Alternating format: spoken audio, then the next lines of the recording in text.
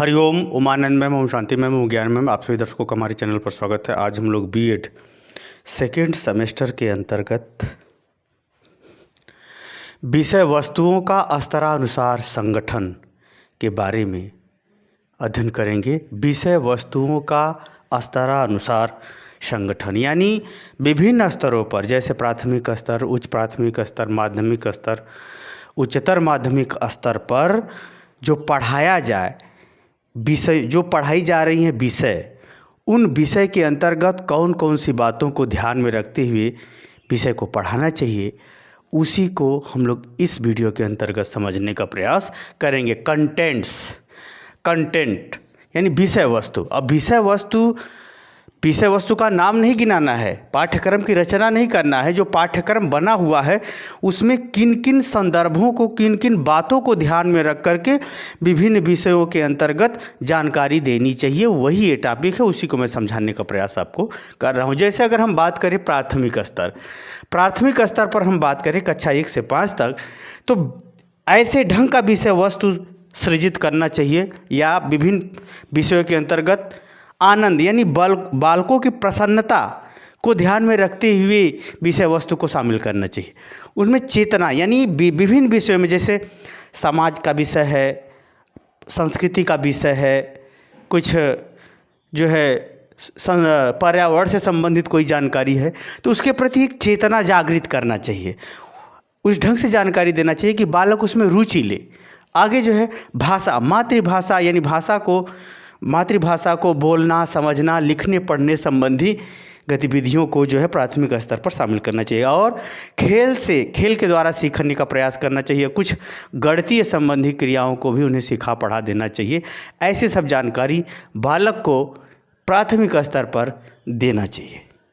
दूसरा, अगर हम बात करें उच्च प्राथमिक स्तर, जिसको हम लोग कक्षा 6 से 8 कहते हैं, इस पर क्या करना चाहिए? भाषा से संबंधित जानकारी देना चाहिए।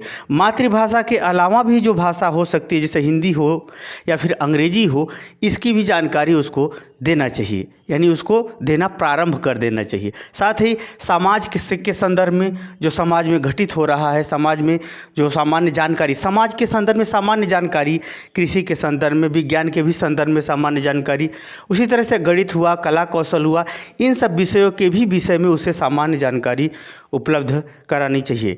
साथ में ये भी ध्यान रखना चाहिए कि ये जो कक्षा 6 से 8 तक का जो क्लास है, ये अत्यंत महत्वपूर्ण होता है। यही समझिए पूरी शिक्षा व्यवस्था का रीढ़ होता है। इसलिए इस स्तर पर बालकों का सतत मूल्यांकन यानी लगातार मूल्यांकन भी करना चाहिए। और बालकों को स्वतंत्रता यानी स्वयं की अभिव्यक्ति को भी सीखने का अवसर उपलब्ध करना चाहिए, या स्वयं से कुछ नया सीखने का या करने का अवसर भी उपलब्ध कराना चाहिए।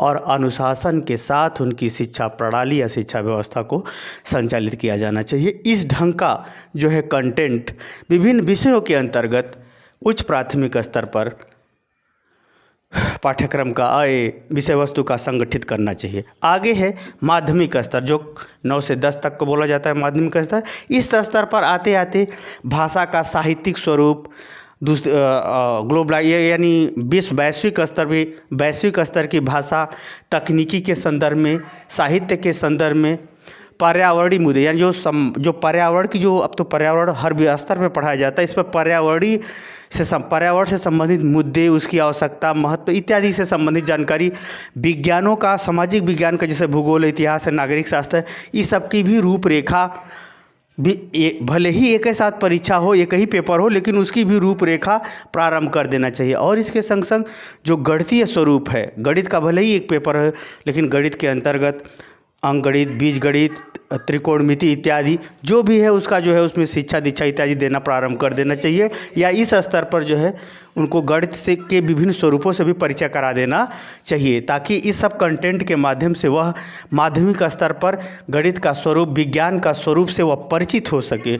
अगर महिलाएं हैं, जैसे गृह विज्ञान की बात करें तो महिलाएं हैं, थोड़ा गृह विज्ञान से संबंधित भी अगर जानकारी दी जा सकती है। यद्यपि गृह विज्ञान पुरुष भी पढ़ सकता है, फिर भी इस माध्यमिक स्तर पर जो हमारी शिक्षा व्यवस्था का जो स्वरूप है, उसके हर पहलू या हर विषयों से संबंधित सामान्य जानकारी माध्यमिक स्तर पर उसे प्रदान कर देनी चाहिए, या उससे संबंधित ज्ञान का समावेश करना चाहिए। अगला है उच्चतर माध्यमिक स्तर जिसको कक्षा 11-12 कहते हैं, इसमें क्या करना चाहिए कि विषयों का विभाजित कर देना चाहिए। लड़कों के रुचि के अनुसार उनके वर्ग का विभाजन करके विषयों के स्वरूप को या विषयों के विभिन्न जो पेपर होते हैं, विभिन्न शाखाएं होती हैं, उसके स्वरूप को निर्धारित करते हुए उन्हें अध्ययन अध्यापन पर जोर देना चाहिए या वैसे उसे ढंग का उसको ज्ञान नॉलेज देना चाहिए। उसी तरह से व्यवसायिक क्षेत्र हो गया, व्यवसाय से संबंधित शिक्षण प्रशिक्षण इत्यादि संबंधित सामाजिक विषयों का विभिन्न स्वरूप, सामाजिक चुनौतियां, आवश्यकता, लोकतंत्र से संबंधित गतिविधियां, ये सब विषयों का स्पष्ट स्वरूप सुनिश्चित करते हुए विषय वस्तु यानी कंटेंट उसमें शामिल करना चाहिए। विषय वस्तुओं को पढ़ाया लिखाया जाना चाहिए। तो आपको मैंने बताया माध्यमिक स्तर पर किन किन बातों को ध्यान में रख करके विभिन्न विषय पढ़ाए जाने चाहिए, और उच्च प्राथमिक स्तर पर इसमें किन किन बातों को ध्यान में रखते हुए विषय को पढ़ाया जाना चाहिए।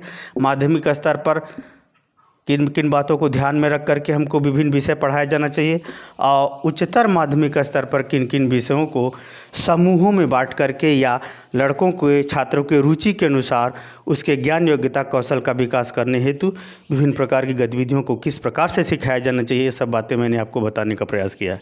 मुझे उम्मीद है कि विषय वस्तु का स्तर अनुसार यानी विषय वस्तु जो विषय हैं उनमें जो विभिन्न प्रकार के मैटर हैं वह विभिन्न कक्षाओं के स्तर के हिसाब से किस प्रकार से गठित करना चाहिए, संगठित करना चाहिए, उसे आप समझ गए होंगे।